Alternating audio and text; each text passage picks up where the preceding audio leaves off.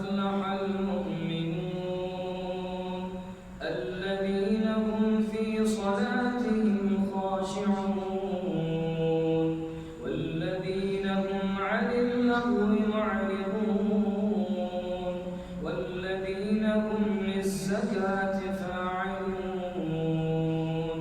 والذين هم لفروجهم حافظون إلا على أزواجهم أو ما ملكت أيمانهم فإنهم غير ملومين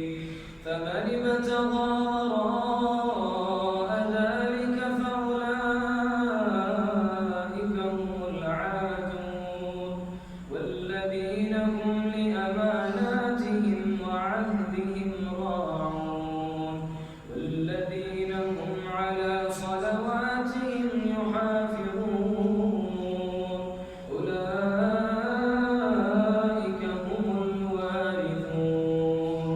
الذين يرثون الفردوس هم فيها خالدون ولقد خلقنا الإنسان من سلالة من طين ثم جعلناه نطفة في قرار مكين ثم خلقنا النطفة علقة فخلقنا العلقة مضغة فخلقنا المضغة عظاما فكسونا العظام لحما ثم أنشأناه خلقا آخر فتبارك الله أحسن الخالقين ثم إنكم بعد ذلك لميتون ثم إنكم يوم القيامة تبعثون ولقد خلقنا فوقكم سبع طرائق وما كنا عن الخلق غافلين وأنزلنا من السماء ماء بقدر فأسكناه في الأرض وإنا على ذهاب به لقادرون فأنشأنا لكم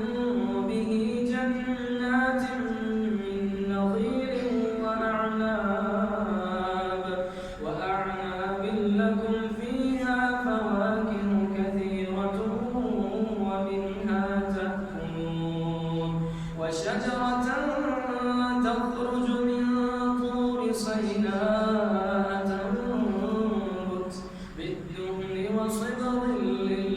للآكلين وإن لكم في الأنعام لعبرة نسقيكم مما في بطونها ولكم فيها منافع كثيرة ومنها تأكلون وعليها وعلى الفلك تحملون ولقد أرسلنا نوحا إلى قومه فقال يا قوم اعبدوا الله ما لكم من إله غيره أفلا تتقون فقال الملأ الذين كفروا من قومه ما هذا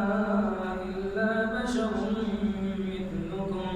يريد أن يتفضل عليكم ولو شاء الله لأنزل ملائكة ما سمعنا بهذا في آبائنا